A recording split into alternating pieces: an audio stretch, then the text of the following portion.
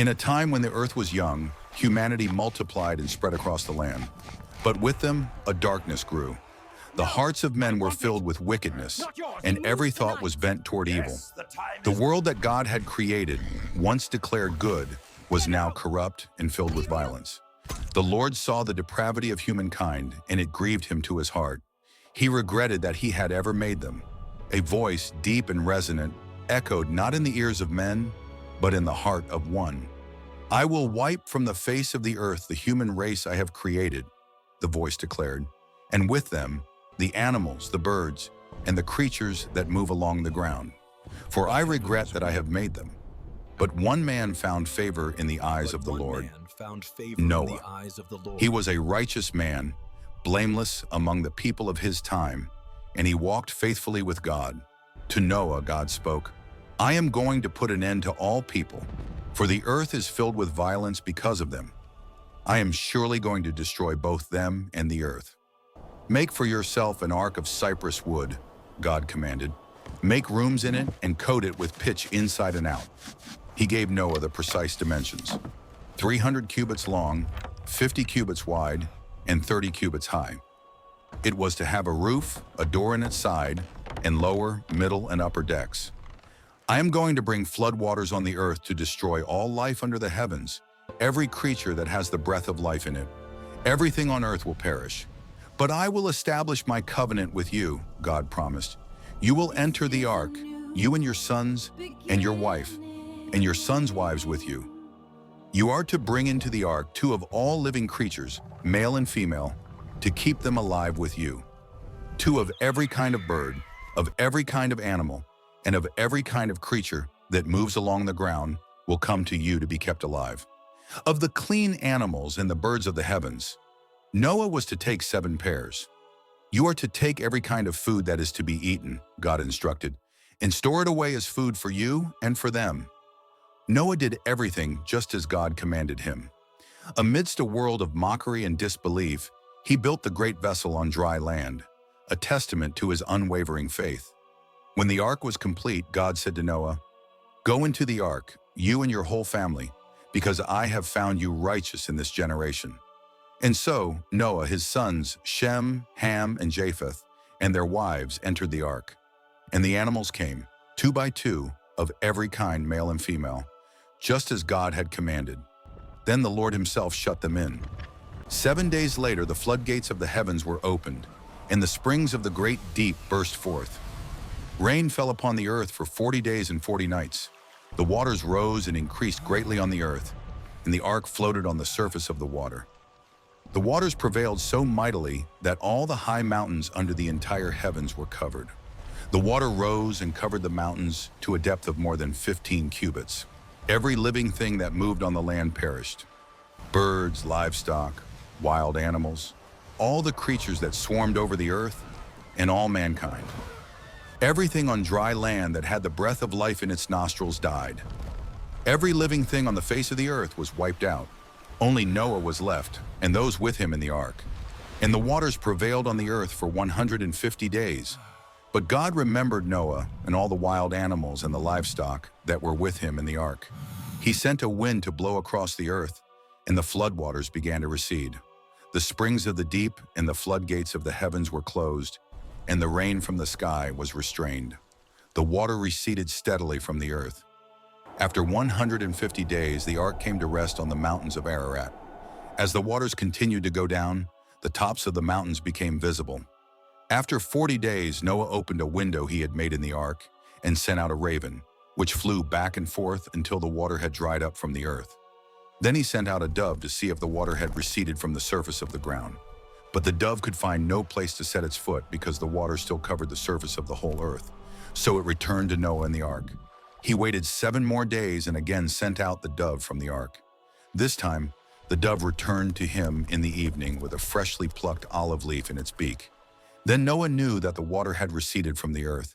He waited another 7 days and sent the dove out again, but this time it did not return to him.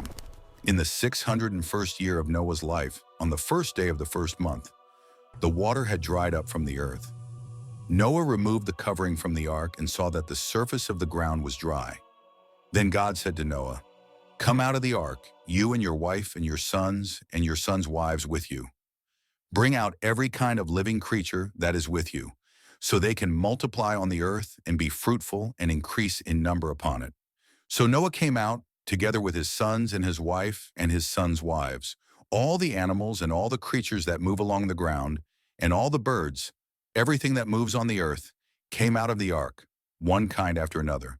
Then Noah built an altar to the Lord, and taking some of all the clean animals and clean birds, he sacrificed burnt offerings on it.